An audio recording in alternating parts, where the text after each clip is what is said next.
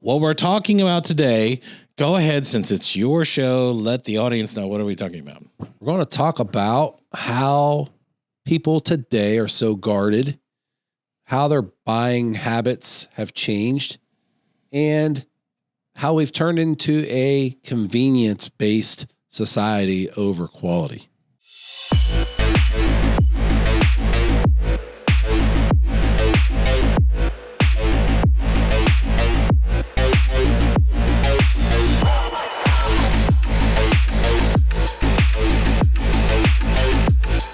Welcome to Agency Unplugged. I'm Michael Morris, and unfortunately, my friend Coach Sean Brown is with me. Coach, how are you?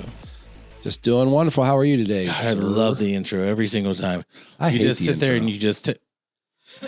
Do you want to talk? I think I should be doing the intros first. You of all. could do the intro because Hello, this is Agency Unplugged, and I'm Michael Morris, and this is my friend Coach Sean Brown. First of all, never say you're my friend, asshole. The other thing I want to point out is how many times do you tell me when we're not doing the show, well, it's my show, blah, blah, blah. I get more views than you do, so. What we're talking about today, go ahead, since it's your show, let the audience know. What are we talking about? We're going to talk about how people today are so guarded, how their buying habits have changed, and how we've turned into a convenience-based society over quality. Can I tell you something that I saw that kind of speaks to this, but it's gross? And I can say it because it's my show too. So I saw that Hawk Tua girl who made all this money from saying some catchphrase, blah, blah, blah. And then I saw, let's call it a lady of the evening who did something disgusting with 100 people. And they were comparing the two of them that are doing things for attention, and everyone is paying attention to both things, and both things are horrible. We are consumed with the flash versus the actual thing, right? It's whatever's hot for the moment. What was it? Andy Warhol said everyone will get their 15 minutes of fame, and most people I don't think could fill up 14 minutes of it. It has to do with consumers. I'm glad we can edit because I don't know what the heck this has to do with marketing show. This is what I'm talking about. Both things were heavily marketed products. People were tuning into this stuff to find out there's no substance beyond it. And what I'm saying is when the number 3 podcast at one moment was that Hawk Tua girl who literally was on every podcast, on TV shows. She threw out her first pitch at a Mets game because it's what's hot for the moment, right? We live in a cash register society. What I mean by that is all the junk you don't need is right there as you're waiting to check out, all the magazines and candy and all this other stuff. That impulse society. We don't know what's real anymore. We just do the thing that gives us small comforts.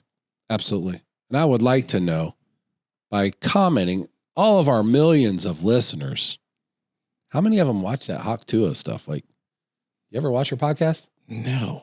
Me, I can't listen to her talk. So why would someone think that she has something important to say just because she had a funny thing that went viral?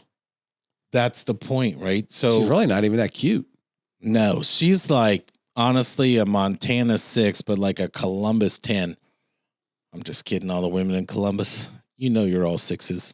But what I'm saying is, I find it odd how these things kind of get elevated to the top. But part of that was she had sponsors, like major sponsors that were buying ads in there. I mean, she didn't build that studio herself. She had millions of dollars being pumped into that thing. And, you know, when you look at the podcast world, like how many people are outside of Rogan, and Rogan hasn't, I don't think he's ever been like totally political, but the things he's saying now are kind of like, he's still drawing more attention. I couldn't name you 10 podcasts, including this one. Sometimes I forget the name of it. Well, and I think my wife listens to one of the Kelsey brothers, but I don't know either. And even though she spent all those millions on hers, just so you know, if you'd like to have a podcast like ours, we can do it for just $19.95 a month. That's right. And it comes with, give me the number. She has 200,000 subscribers.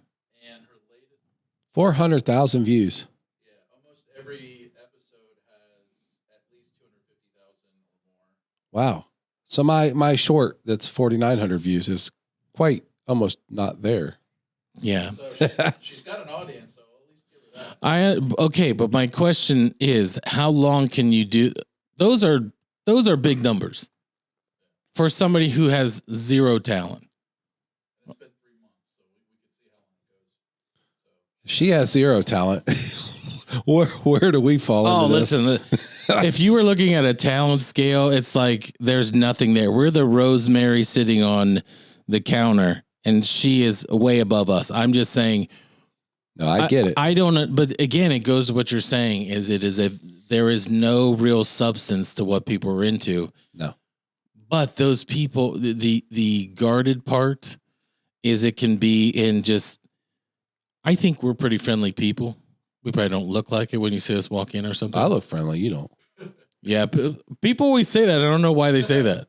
Like everyone says, "Hey, you look pissed off today." I'm just walking around. I don't know why someone would say that. Because you're walking around pissed off. I'm walking around thinking, and I'm thinking about being pissed off. Yeah, probably. But what I'm curious about is like people that are so, I don't want to say uptight. What's the term? Like they just can't loosen up. And my whole thing is like, let's just talk. Let's just hang out like we know each other. Like I always say that to people and they're like, oh, okay, I can loosen up. Why are people so uptight? Especially when it comes to talking about marketing. People are uptight no matter what. So I shared this story with you before. And I've been in sales since I got out of college. So I've been taught how to sell all kinds of different ways by many companies selling different things. But I went to a conference in California and I've always been challenged to try to do things because people just know I will try it. And I'm at a conference. There's another conference going on next to us with literally probably 500 people in there while somebody's speaking on stage. One of the big directors of Chase comes up to me and says, hey, Sean, your buddy Rudy says you're the best at selling anything. He goes, so I got a challenge for you. He goes, I was out here on a phone call and I overheard this lady talking about a mortgage. She said she needs a mortgage. She was talking about it. She went into that conference room. He goes, let's see how good you are. He goes, see if you can sell her. So, of course, I wanted to show off. And I said, in that conference room? So we peeked the door open and he goes, yeah, that's her all the way down there in the front row. Now, there's hundreds and hundreds of people in here. So in the middle of this conference, while there's a speaker on stage, I walk all the way down and I grab this lady up by the shoulder and I say, excuse me, can I speak to you outside? She gets up and walks out of the conference with me. We walk outside. She probably thought I was from the hotel or something. Excuse me, ma'am, your husband died. Anyway, now that I have you in the lobby. Yes. I said, a friend of mine said that you were out here speaking about a mortgage. Just wanted to let you know that I'm a mortgage consultant for JP Morgan Chase. I'd love to be able to help you and talk to you about it. I thought I was going to get a good response. She literally starts cussing me out in this lobby.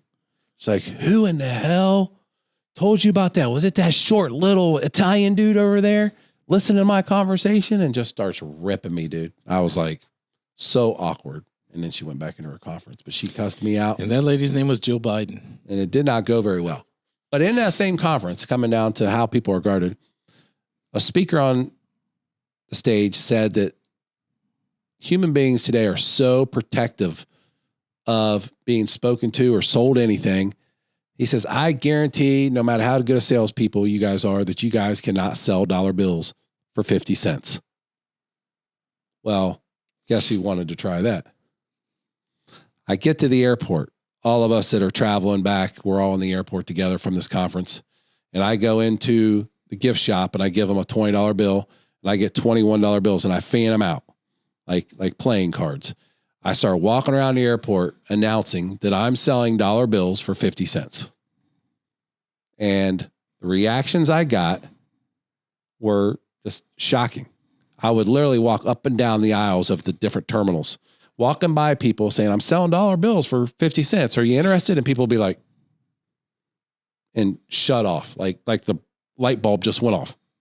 Wouldn't look at me. I'd have people say, those aren't real. I said, oh, no, they're real. I said, you can go ask that guy right there. I just got it out of his cash register. I gave him a 20 and they'd be like, why are you doing this? I'm like, because someone told me I couldn't in a sales conference. So you're selling dollar bills for 50 cents. I'm like, yeah. I said, how many you want? None. I'm like, why not? No, I'm good. Then they break eye contact. And I did this over and over and over again until one lady was like, no. And they would even grab them and feel them. And I'm like, they're real. You can have them for 50 cents. And the kid, one of the ladies had a kid sitting next to her. He goes, Mom, can I buy some? She's like, it's your money if you want to. So he gave me like 68 cents. He goes, this is all I have. I said, here, I'll give you $4 for that. He's like, gee, thanks, Mom. And he's like, I got $4, Mom. And I put the 68 cents in there. Had like $16 left. I looked at the mom. I said, you want to buy the rest of them? No. Put her head down. I'm like, people are so afraid to be sold something that they will just shut down immediately. Well, why do you think that is? Because we've just been afraid of, people are so fearful. I mean, fear just takes over people's bodies. It does it with business owners. It does it with people from every aspect of their life. I mean, it's weird. It's a condition. I mean, we're in the fast food generation. We process information differently. We make decisions based off of impulse and convenience over quality.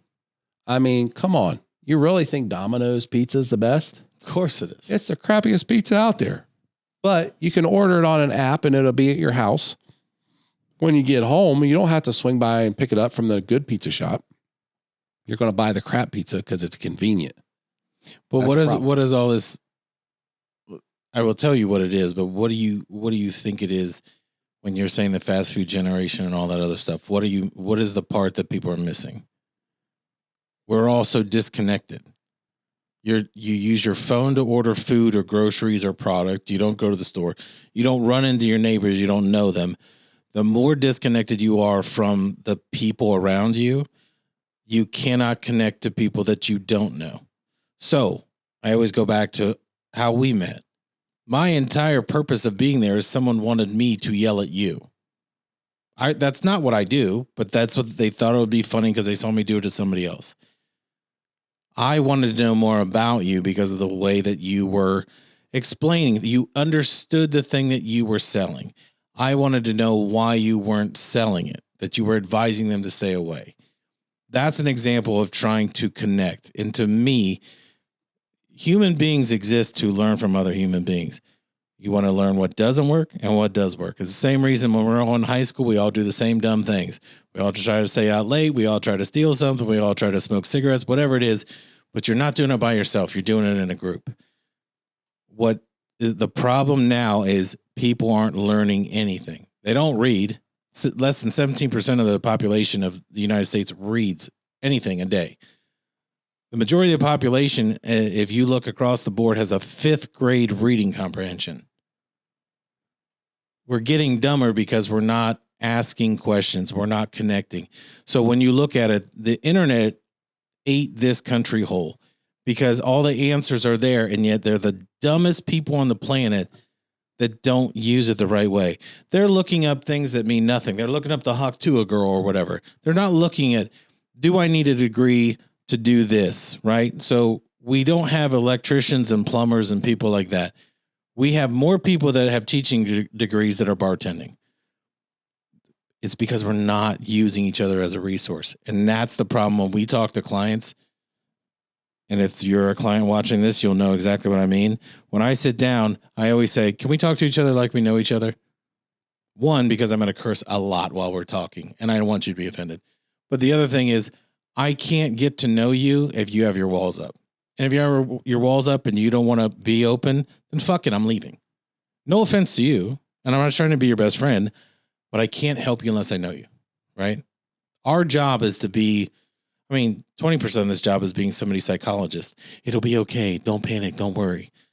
And sometimes it's just, you've got to be the person that lays the hammer on someone else to help your client. You have to do all those things.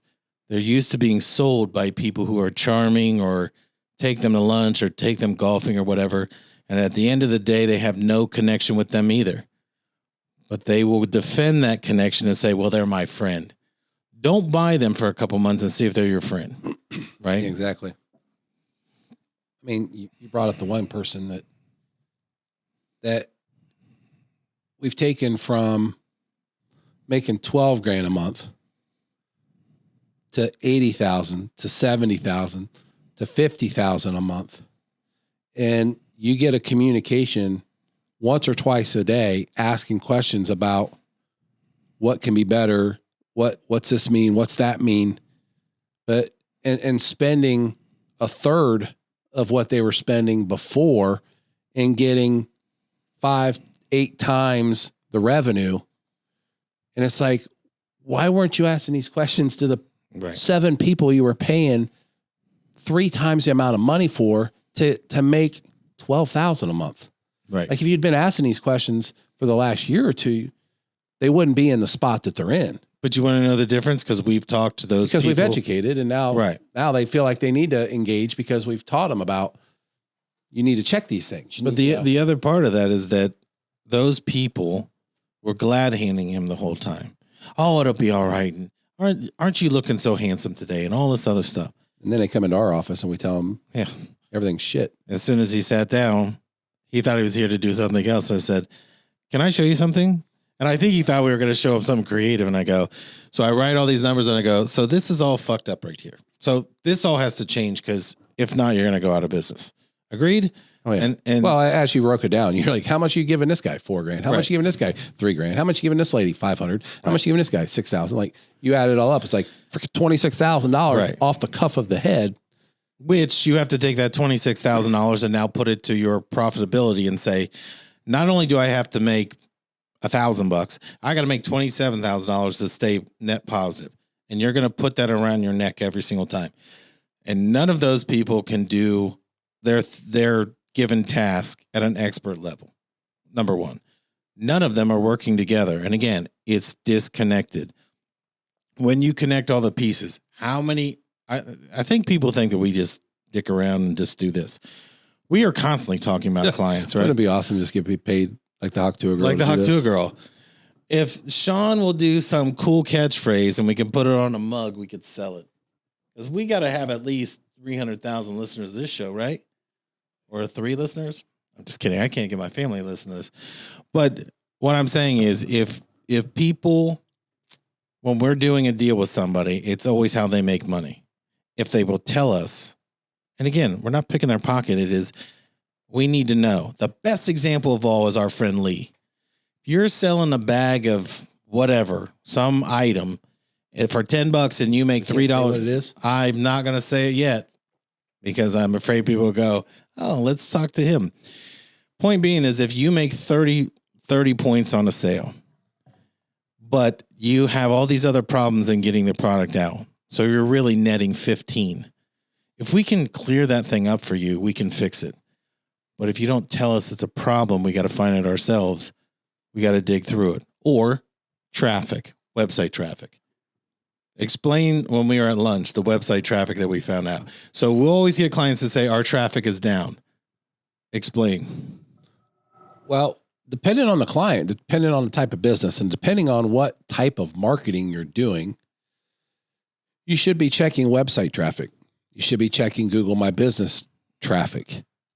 And I think in one of the previous episodes, we talked about that, like the power of media and radio and streaming of branding your name. When people are searching for your name, eventually they end up somewhere and they should show up in your traffic. So we have someone I evaluated 3 roofing companies today, and one is huge. The other 2 are smaller. One of the smaller ones getting like 68 or 86 organic visitors a month. The big company that's all over is getting 9,100 visitors a month. And then the other small one who complains about their traffic, complains about their business not, growing, is getting 10,500 visitors a month to their site. But they're nowhere near the size of the one that's getting 9,100. Right. So. And they're ranking. Yeah. They're ranking in the top 100. Well, they don't rank in the top 100 in Columbus, but they do in the area that they're in. So you start digging into that because a marketing person could be showing them that and saying, look, I'm getting you 10,500 visitors a month to your website, which is a lot for a local small roofing company. I mean, it's more than the big roofing company in town. The problem is you got to dive deeper, and things should throw red flags. Like the guy getting 86, we know him. He jumps in and out of marketing more than he gets in and out of the tub. But it wasn't that funny. I wasn't expecting it, but because I know the guy, I'm like, he has really short legs. I was picturing him getting out of a tub. Yeah. So that guy will pull the strings on anything really quick, and doesn't like to. He knows everything, so he doesn't take advice very well. But that's funny because it's true. But when we look at it, and I'm showing Mike, like, hey man, it's 10,500. What the heck? They should be getting more business from this, because if you're doing SEO, you're doing different things. You need to be checking these metrics, and obviously that's a very important metric that's doing very, very well. But what's the difference now when you're doing this type of work? When you build a website, when you build keywords, when you build the structure of things in the background, not what you see on the screen when you visit somebody's website, there's a strategy involved. There's informational and there's commercial. So informational is, how much is my case worth? What's the difference between an attorney and a lawyer? Things like that, where people just want to know information. And it's important because there's a lot of informational search out there, and it does bring people to your website. But then there's things like roofer near me or lawyer near me because I need to talk to somebody because I got in an accident today. That's more of a buying commercial intent keyword. You need to have a mixture of both. But when I started searching, you got to explain keyword. Go back to when you were searching, just in case someone doesn't know what that means. So a keyword is something that you're going to type into a search bar to show what you're interested in or what you're looking for. That keyword is then put in the background of a website or on the front of the website, but you're coding it into there to attract that type of search from the internet. And as we started digging deeper, and I was looking at, okay, like the majority of the search volume is coming from informational. And it tells you right on screen, informational, commercial. And then you figure out what are the top keywords that are being searched or utilized to find this website. And it was like metal shingles. It was colors of shingles. It was like Owens Corning and things like that. That is not what the people that are looking to get a roof, they're not looking for that type of information. So they're getting a ton of informational search. Our boy over there is flagging. I know, but if I don't turn my head, I don't know there's only 5 minutes left. Well, and then he just sits there and keeps doing this. But you made me look at him. We act like we don't see him. Well, what I like to pretend... We need adult ADD medicine, by the way. I like to pretend he's doing a puppet show and he just forgot the sock and he just does this. But he was really giving you a 5-minute warning that you've been going on 15 straight minutes. Well, you keep asking me questions. And hopefully this is helpful, but you better know if you have informational or commercial-based keywords in your traffic, because one generates business, the other one generates traffic that hopefully will turn into business, but not always. It doesn't always do that. So it's very important to check your website traffic. But these are all things that can be fixed. Here's the thing that I will say, since we're running out of time. The most impressive thing I've ever seen you do, one was get that shirt over that big noggin. The other part is, that is a huge fucking head. The other one is, whenever I say, hey, I talked to this client, before I've even said, can you look at it? You did this for an electrical contractor the other day. You said he's got 158 visitors to his site all year. It's a 1-page Wix site, blah, blah, blah. He doesn't rank in the top 100. I didn't have to ask, because your curiosity and wanting to know the end game, that's the beauty of it, right? Is whenever we do this stuff, we dig into it because we love doing this. There are people that do this that don't love doing this. And they just sell you whatever's on the table that day. It's no different than if you go to a doctor and they say, we need you to fill out this survey or all these questions before we see you, because we need to know what the heck's going on. We have to know what the heck's going on before we even, if somebody calls you and advises you to buy something in marketing, you need this, you need that, and they don't ask you all these types of questions, run for the hills, because they have no clue what they're doing. I know we're running out of time. I just have to say this one thing because I forgot to share this with you. I'm sitting at lunch with somebody going over a pitch and all that, and I get an email from a rather large radio group, we'll say.